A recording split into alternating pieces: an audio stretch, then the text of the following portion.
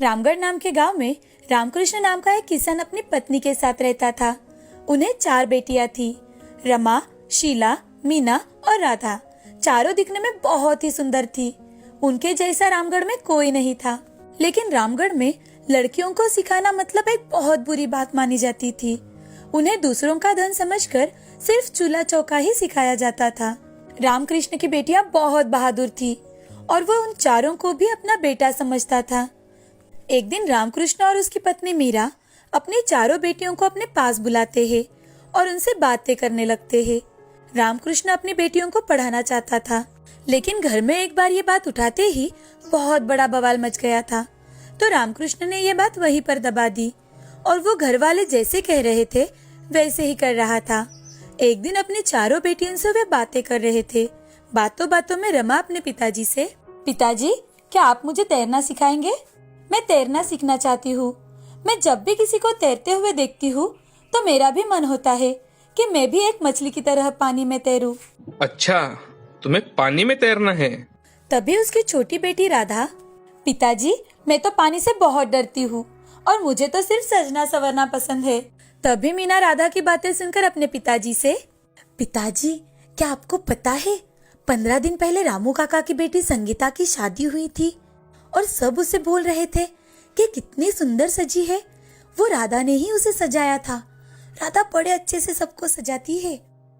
तभी रामकृष्ण आश्चर्य से उसकी ओर देखता है और, क्या सच में राधा तुमने उसे सजाया था? तुम्हें किसी ने देखा तो नहीं ना? नहीं पिताजी, वो हम सबने मिलकर उसे चुपके से सजा दिया था। ये बात सिर्फ माँ को पता है। रामकृष्ण लंबी सांस छोड़ता है और अपनी बेटियों से, बच्चियों, तुम्हें जो चाहे वो करो, लेकिन घर में ये बात किसी को पता नहीं चलनी चाहिए। तुम सब मेरी जान हो। अगर तुम लोगों को कोई कुछ कहे तो मुझसे सहा नहीं जाता। मुझे बहुत दुख होता है।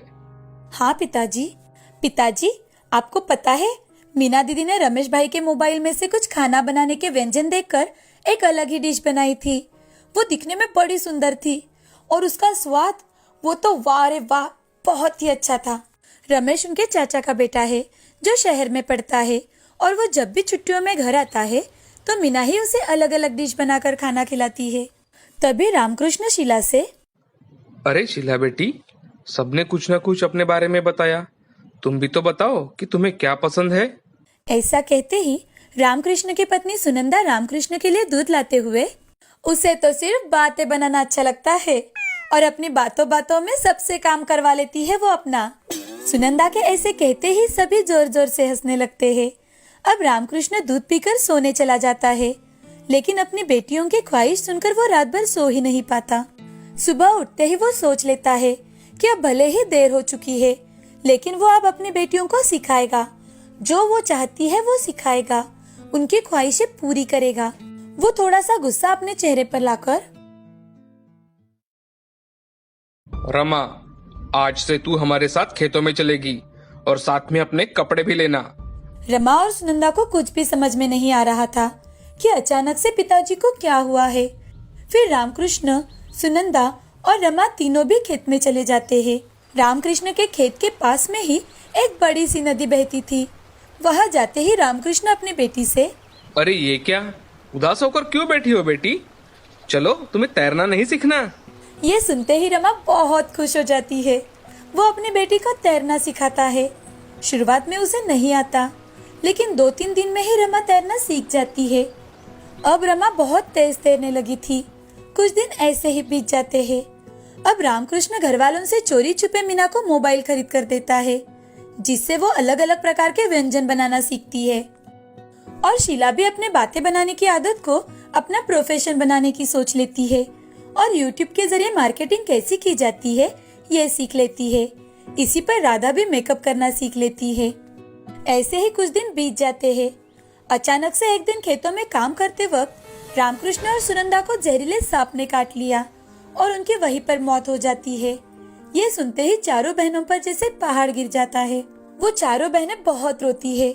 अब चारों बहनें अपने चाचा सुरेश, चाची रत्ना और दादा दादी के साथ रहने लगे। वो जैसे कहे वैसे ही करते थे और घर के सारे काम भी वही करती थी। एक दिन उनकी चाची की माँ घर आती है और चाची रमा से, रमा जरा पानी तो लेकर आना, देखो नानी आई है। तभी रत्ना की माँ रत्ना से, रत्ना ये सब क्या हो रहा है? तुम उसे इतने लाड़ प्यार से क्यों बुला रही हो? तुम्हें पता भी है एक लड़की की शादी में कितना खर्चा होता है? और तुम्हारी जेठानी तुम्हारे लिए 4-4 लड़कियां छोड़ गई है पीछे। देख, मेरा कहा मान तो अब से ही उनकी शादी किसी गरीब घर में करवा देना शुरू कर, ताकि किसी पर पैसे खर्च ना करने पड़े। माँ, ये क्या कह रही हो आप? अरे तेरा दिमाग है या माचिस की डिब्बी? अपने बेटे के बारे में तो सोच। उसके लिए भी कुछ बचाएगी या सारा इन्हीं चारों पर लुटा देगी? ये सारी बातें रमा सुन लेती है। उसे बहुत बुरा लगता है। वो चुपचाप पानी देकर वहाँ से चली जाती है और अपनी बहनों को सारी बात रोते हुए बताती है। अपनी माँ की बातें सुनकर चाची भी अब उन चारों से बुरा बर्ताव करने लगती है और गांव के ही एक गरीब घर के लड़के से रमा की शादी तय कर देती है। रमा की शादी के लिए घर वालों को भी चाची ही मनाती है। ये सारी बातें शीला सुन लेती है और रात के समय अपनी बहनों से, शीला दीदी, हमारे पिताजी ने हमें बहुत कुछ सिखाया है और आज वो वक्त आ चुका है कि हमें निडरता से अब कुछ न कुछ करना ही होगा, नहीं तो हमारे पिताजी की मेहनत बेकार हो जाएगी। लेकिन हम क्या कर सकते हैं दीदी? अगर हमें अच्छी जिंदगी जीनी है और लड़कियों की इस दुनिया में क्या जगह है ये सबको दिखाना है, तो हमें ये घर छोड़ना ही होगा। क्या शीला, तुम पागल तो नहीं हो गई? ये क्या बात हुई? दीदी, तो क्या जिंदगी भर लोगों के ताने खाते जीना चाहती हो? और ऊपर से शादी के बाद अगर लड़की हुई तो फिर से ससुराल वालों के ताने सुनो। हम आज और अभी यहाँ से निकल रहे हैं और हाँ, अगर आप नहीं आना चाहती तो भी हम आपको यहाँ से उठा कर लेकर जाएंगे। आप हमारे माँ पिताजी हो, समझी? शीला निडर और बोलने में बड़ी ही शातिर थी, तो अपनी बहन रमा को वो मना लेती है और अब चारों बहनें मिलकर एक चिट्ठी अपने दादा दादी के लिए लिखकर वहाँ से चली जाती है। उस चिट्ठी में वो लिखती है, दादाजी हमें माफ कर देना, हम अब यहाँ नहीं रह सकते। चाची ने रमा की शादी किसी गरीब घर में पक्की की है। आज हमारे पिताजी होते तो वो ऐसा कभी नहीं होने देते। अब हम हमारे माँ पिताजी की यादें और उन्होंने दी शिक्षा की पूंजी और थोड़े पैसे लेकर यहाँ से जा रहे हैं। पैसे जमा होते ही हम वापस भेज देंगे, हमारी चिंता ना करें, हम चारों एक साथ हैं। अब चारों बहनें शहर में चली जाती है और राधा वहाँ पर अपना खुद का पार्लर खोल देती है। रमा स्विमिंग कोच का काम शुरू करती है। मीना मेस चला रही थी, साथ ही यूट्यूब पर अपना चैनल शुरू करती है और शीला भी एक कंपनी में मार्केटिंग एग्जीक्यूटिव के काम करती है। 2-3 साल में ही वो चारों एक ऊंचाई पर पहुंच जाती है और अब वो एक प्रतिष्ठित लड़कियां बन चुकी थी। गांव से शहर में पढ़ने गए बच्चों से दादा दादी अपनी पोतियों की तारीफ सुनते हैं और साथ ही उनके अच्छे काम की खबर भी अखबार में छपती है। अपनी पोतियों की तारीफ सुनकर और अखबार में खबर पढ़कर वो शहर में चले जाते हैं। वहाँ पर जाकर उनका बड़ा घर, नौकर चाकर देखकर वो हैरान हो जाते हैं और फिर दादाजी और चाची उनसे माफी मांगते हैं। नहीं दादाजी, चाची जी, आप हमसे माफी मत मांगिए, हम आपसे छोटे हैं, लेकिन हाँ, मैं ये बात आपको जरूर बताना चाहूंगी कि लड़कियां लड़कों से बिल्कुल कम नहीं होती। अगर वो ठान ले तो पूरी दुनिया उसके कदमों के सामने झुक जाए। इस कहानी से हमें ये सीख मिलती है कि अगर घर की लक्ष्मी पढ़ी लिखी हो तो वो पूरे घर को सुसंस्कृत बना देती है। बहुत साल पहले की बात है। वनश्री नाम की लड़की अपने माँ पापा के साथ चंडीगढ़ में रहती थी। उसके माँ पापा के साथ वो बहुत खुश थी। उसके पिताजी शहर में अच्छी कमाई कर लेते थे और इसीलिए उनका रहन सहन भी बहुत अच्छा था। अचानक से एक दिन वनश्री अपने माता पिता के साथ उसके दोस्त के घर जाने लगती है। तभी हाईवे पर उनका बहुत बड़ा एक्सीडेंट हो जाता है और उसमें वनश्री के माता पिता गुजर जाते हैं। अपने माता पिता के गुजर जाने के बाद वनश्री अपने चाचा चाची श्याम और रमा के साथ भोलापुर गांव में रहने आ जाती है। वनश्री, आज से तुम हमारी बेटी हो। आज से तुम सिर्फ हमारे साथ रहोगी। अपनी बहन के साथ अच्छे से रहना बेटी, हम तुम्हारा पूरा ख्याल रखेंगे। वनश्री रोते हुए, जी चाचा जी। वनश्री बहुत दुखी है, अपने माता पिता की बहुत याद करती है। कुछ दिन बीतने के बाद वनश्री की चाची वनश्री से, अरे ओ महारानी, अब बस भी कर, कितने दिनों तक ये लटका मुंह रखेगी? बहुत हो चुका मुफ्त की रोटियां तोड़ना। घर का काम क्या मैं अकेली करती रहूं? आज से ये सारा काम तुम ही करोगी, समझी? जी चाची, कहिए क्या काम करना है? देखो तो, क्या कह रही है? क्या काम करना है? अरे अब घर के सारे काम करने के लिए क्या तुम्हारे माता पिता आएंगे? बर्तन मांजना, कपड़े धोना, साफ सफाई, पोछा लगाना, खाना बनाना, आज से सब कुछ तुम्हें करना है। और एक बात याद रखना, रानी के फेंके हुए कपड़े जमा कर लेना अपने लिए। तुम्हारे माँ बाप कोई सोने का घड़ा नहीं छोड़ गए तुम्हारे लिए। वनश्री को कुछ भी समझ में नहीं आता कि उसकी चाची का बर्ताव अचानक से कैसे बदल गया और वो उससे इतनी बुरी तरह से क्यों बात कर रही है। उसे कुछ समझ में नहीं आता। वनश्री अब घर के सारे काम करना शुरू करती है। अपना काम पूरा करके वो घर के बाहर एक बहुत बड़ा और सुंदर आम का पेड़ था जहाँ बैठा करती थी। धीरे धीरे वनश्री बड़ी हो रही थी और सुंदर भी। अपना सारा काम करके एक दिन वनश्री चित्र बना रही थी। तभी रानी, जो उसकी चचेरी बहन थी, वो वनश्री के पास जाती है और उससे बहुत ही बदतमीजी से बात करती है। रानी हमेशा खुद को सुंदर और बहुत ज्यादा होशियार समझती थी। रानी वनश्री का चित्र देखकर उसे फाड़ देती है और जब उसकी माँ रमा घर वापस आती है तो रानी नाटक शुरू कर देती है। आ मेरे पेट में बहुत दर्द हो रहा है, मुझे बहुत भूख लगी है। मैंने वनश्री को कितनी बार बोला कि मुझे खाने के लिए दे दो। क्या अभी तक खाना नहीं बना? रुको, अभी देखती हूँ उसे। अरे ओ वनश्री की बच्ची, कहाँ मर गई है? कितनी देर हो रही है, अभी तक खाना नहीं बना? मेरी बेटी को तो देखो, कितनी मुरझा गई है। खुद तो अच्छा खासा खा लेती है। उस दिन रमा वनश्री को बहुत पीटती है और 2 दिन तक उसे भूखा रहने की सजा देती है। ये देख रानी मन ही मन खुश हो जाती है। वनश्री रोते रोते आम के पेड़ के नीचे जा बैठती है जहाँ वो हमेशा से बैठा करती थी। धीरे धीरे अंधेरा होने लगता है। वनश्री को अंधेरे से बहुत डर लगता है। उसे अपने माता पिता की याद आने लगती है। हर वो दिन जो उसने उनके साथ बिताए, वो सब उसे याद आने लगता है। तभी अचानक से उसके चारों ओर रोशनी बढ़ने लगती है। उसे कुछ समझ में नहीं आ रहा था। तभी एक आवाज सुनाई देती है। वनश्री, वनश्री, हर रोज तो तुम मेरे पास आकर बैठती हो, घबरा क्यों रही हो बेटी? पीछे देखो। वनश्री जैसे ही पीछे मुड़कर देखती है तो उसे पेड़ को 2 आंखें और मुंह नजर आता है। वो उसे देखकर हैरान हो जाती है और पेड़ की तरफ देखती ही रह जाती है। क्या हुआ वनश्री? आज तुम बहुत ज्यादा उदास हो और इतनी रात गए यहाँ क्या कर रही हो? आज मेरी चाची ने मुझे बाहर निकाल दिया और 2 दिन तक मुझे भूखा रहने की सजा दी है। मुझे मेरे मम्मी पापा की बहुत याद आ रही है। मैं यहाँ से तुम्हें हर रोज देखता हूँ। पूरा दिन काम करके थकती हो, लेकिन मुझे पानी डालना और यहाँ साफ सफाई करना तुम कभी नहीं भूलती। अगर कोई भूखा आए तो खुद भूखा रहकर उसे खाना खिलाती हो। तुम्हारा काम और दूसरों के लिए अच्छे विचार देखकर मैं तुम पर बहुत खुश हूँ। तुम हमेशा मुझसे बातें कर सकती हो। जब भी तुम्हें मेरी जरूरत हो मुझे बोल देना। उस दिन से वनश्री कोई भी बात हो उस जादुई चमत्कारी पेड़ से करती थी। एक दिन रमा ने अपने घर में रानी के जन्मदिन की बहुत बड़ी पार्टी रखी थी जिसमें बहुत सारे लोग आने वाले थे। उसी दिन वनश्री का भी जन्मदिन था, लेकिन पार्टी में खाने की सारी तैयारियां वनश्री को करनी थी। दोनों के जन्मदिन आया। रानी तैयार होने लगी।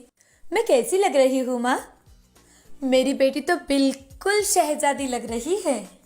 उसी वक्त वनश्री वहां आ जाती है और अपनी चाची से, चाची मुझे भी कोई अच्छी सी ड्रेस दिला दो ना, आज मेरा भी जन्मदिन है।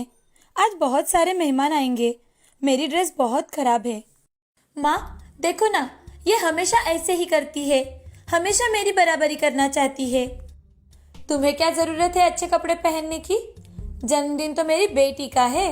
और एक बात ध्यान में रखना, आज तुम किसी के सामने नहीं आओगी, बाहर पीछे ही रहना। चाची आज तो मेरा भी।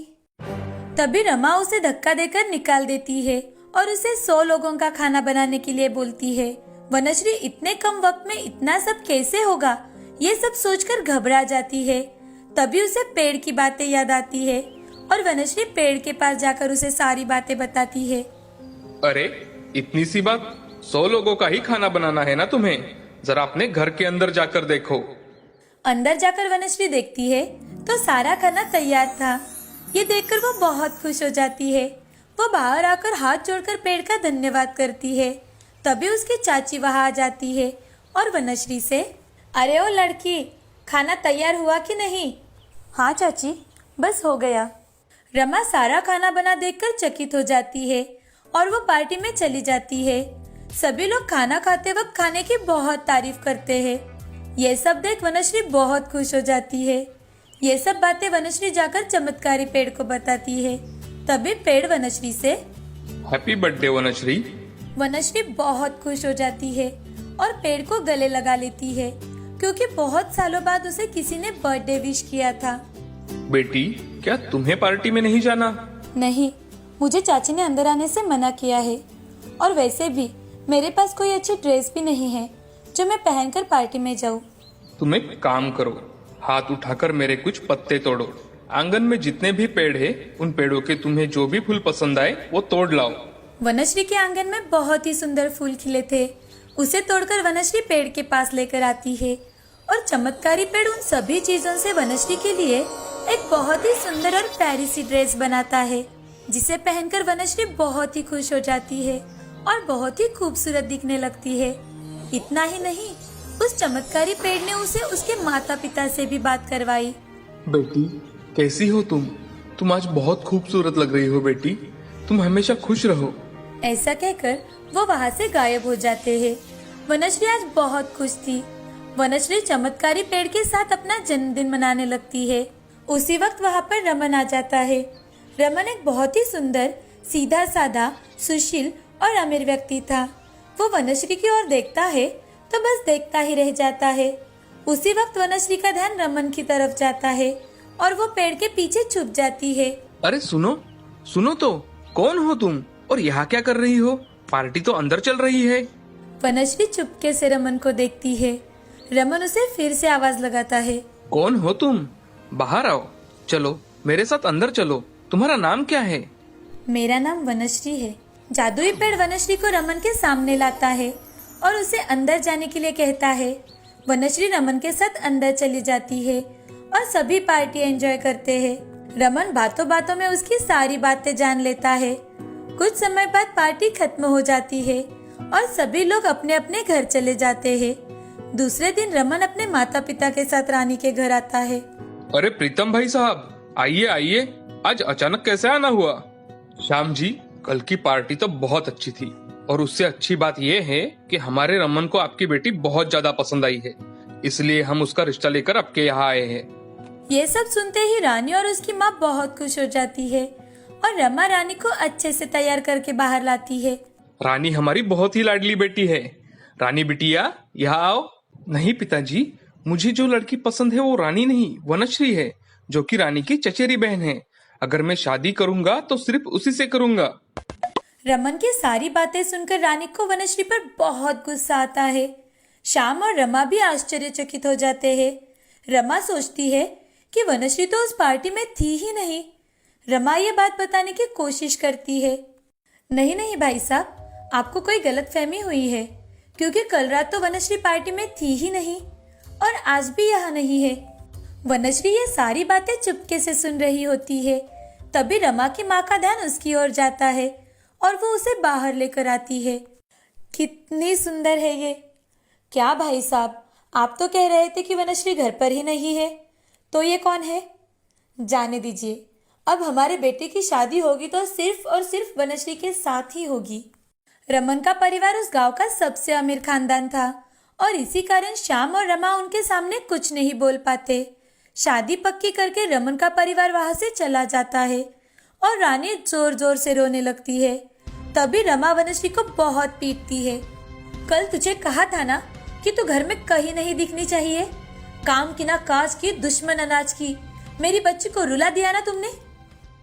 वनश्री रोते हुए पेड़ के नीचे चली जाती है और वो पेड़ को सारी बातें बताने लगती है। उसके चाचा चाची के बर्ताव से वो बहुत दुखी थी, लेकिन उसे एक अच्छी राहत भी मिली थी, क्योंकि उसकी शादी मनचाहे लड़के से होने वाली थी। कुछ ही दिनों में वनश्री और रमन की शादी हो जाती है।